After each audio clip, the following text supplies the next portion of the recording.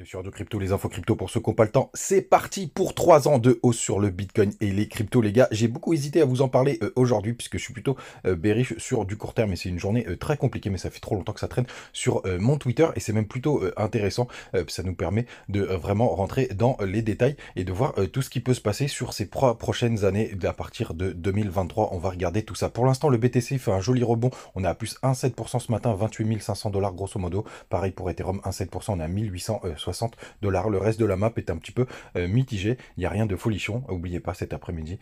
Ce soir même, il y a des gros événements. Donc pas grand-chose à raconter du côté de la map. Il ne se passe pas grand-chose en ce mercredi matin, les gars. Du côté des news importants du jour, donc ce soir à 20 h, il y a la décision de la Fed. Et la Fed, elle prévoit une hausse des points de 0,25 points, puisque aujourd'hui les taux d'intérêt sont à 5%, et ce soir on prévoit qu'ils soient à 5,25. Donc qu'est-ce qui peut se passer? Tout simplement, si on est à 5,25, c'est plutôt prévu par le marché. Donc on va dire que c'est une information qui est plutôt neutre et qui va permettre de faire de la chasse à la liquidité. Si on augmente de 5 points de base, voilà, je vous dis, c'est le drame parce que c'est pas du tout prévu, surtout avec les faillites en cascade, etc. Et ça veut dire que la Fed va continuer dans son rythme de foutre le bazar comme ça. Et si c'est neutre, si on est, s'il n'y a pas d'augmentation des taux d'intérêt, pour le coup, c'est vraiment ultra bullish, mais sincèrement, je pense qu'on aura ces 0,25 points de base, point à la ligne. Du coup, du côté des autres informations, ce qu'on peut noter, c'est que en daily, tout simplement, on reste quand même sur une zone un petit plutôt neutre, pour le coup. On est vraiment en train de latéraliser. Vous voyez, on fait, comme je vous disais hier, des bas de plus en plus hauts, mais aussi des hauts de plus en plus bas. Donc c'est vraiment une compression de la volatilité. Alors la petite bonne nouvelle, c'est quand même que mon indicateur a recroisé à la hausse juste ici. Par contre, pour une... Ah non, pas du tout. Si, pour le coup, il a recroisé à la hausse. Par contre, pour avoir une validation, selon cet indicateur, il me faut un petit histogramme bleu qui n'est pas encore ressorti. Donc, ce serait plutôt un fake move.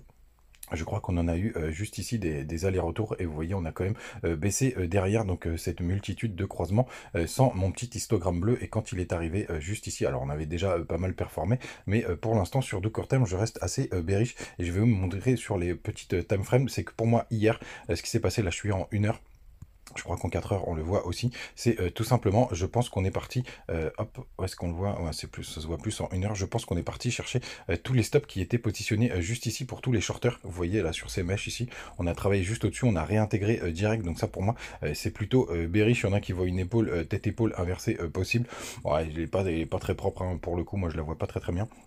Même si on pourrait, c'est un peu tiré par les cheveux, on pourrait l'avoir. Mais pour le coup, je suis vraiment bearish à court terme, surtout avec cette petite chasse aux liquidités, avec une target pour moi qui est vraiment d'aller chercher sous ces plus bas, juste là, pour aller chercher les liquidations. J'ai eu un peu d'espoir cette nuit.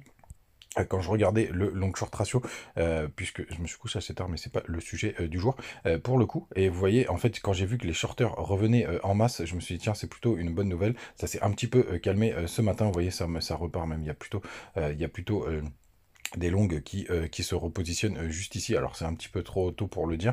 On est en tout cas une majorité de longues à 56% et les fundings sont repassés positifs, même s'il y a eu un pic hier qui a permis de faire ce joli rebond. Et vous voyez, ça achète pas du tout sur le spot.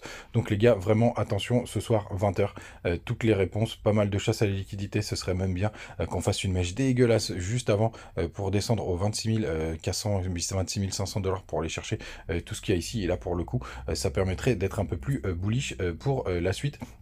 Les gars, faites vraiment attention. Le sujet du jour, les gars. Donc, pendant 3 ans de hausse sur le BTC, c'est Charlie Bilelio, pardon, qui nous partageait ça. Et regardez ce tableau comme il est magnifique. Et vous voyez, on a à chaque fois des grosses années de baisse tous les 4 ans et c'est vraiment ça qui est vraiment très intéressant. Donc la première ligne c'est le Bitcoin, pour le coup tous les autres ça c'est un comparatif avec tous les autres assets, mais ce qui est vraiment très intéressant, donc le Bitcoin première ligne, c'est que à chaque fois, regardez, tous les 4 ans on a cette zone rouge. Et donc 2014 tout simplement, 4 ans plus tard 2018 et 2022 qui a été une année dégueulasse pour les cryptos. Et vous voyez, à chaque fois après les années suivantes c'est du pump only et ça c'est une très très bonne nouvelle. Alors attention les gars, puisque tout simplement le 1er janvier on était à 16 000 $. Donc ça veut dire que si on finit l'année au-dessus des 16 000 $, je vais vous remontrer pour que ce soit encore plus propre. Le 1er janvier, c'était juste ici. Et oui les gars, j'ai préparé ma petite émission. Elle est hop, le c'est par là. Donc c'est sur les bougies qui étaient juste ici. Donc on était aux alentours des 16 000, un peu plus, allez, 6 500 $, 16 500 $. Donc pour le coup, si on clôture au-dessus des 16 500 $, on a continué de respecter cette règle avec un 2023, donc à la fin de l'année, où on serait en positif. Donc c'est beaucoup plus facile d'ailleurs d'être en positif. Mais pour le coup, vous voyez que derrière, après, c'est justement à chaque fois de la progression. Bien évidemment, on n'aura pas les performances exponentielles qu'on a connues les premières années. Vous voyez, 1400%, 186%, 5500% en 2013, et après la grosse chute où le BTC a perdu plus de la moitié de sa valeur sur une année. En 2018, le gros crack, et juste avant, vous voyez, il avait le gros bull run à 1331%, et vous voyez, cette année, sur ces dernières années, quand même, ça a été des bull runs qui étaient un peu plus légers, et puis ça va continuer dans ce sens, selon moi. Donc évidemment, les performances du passé ne présagent pas des performances du futur, mais c'est quand même très intéressant de voir la cyclicité du BTC, donc qui est plutôt intéressante et qui nous permettrait d'avoir 3 ans, 3 belles années de bull run, en tout cas de belles hausses, et pour le coup c'est vraiment un scénario que je défends. Mais par contre demain je vous ferai quand même le scénario du pire pour 2023.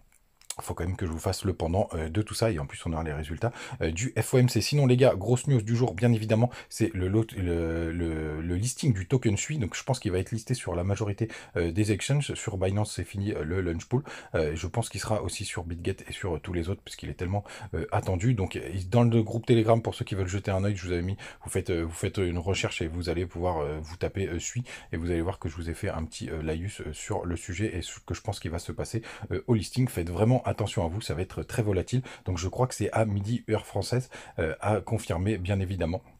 Mais il semble que c'est ça. On va voir vraiment ce que ça va donner. Ça va être vraiment très intéressant. Les gars, je vous souhaite une très très bonne journée.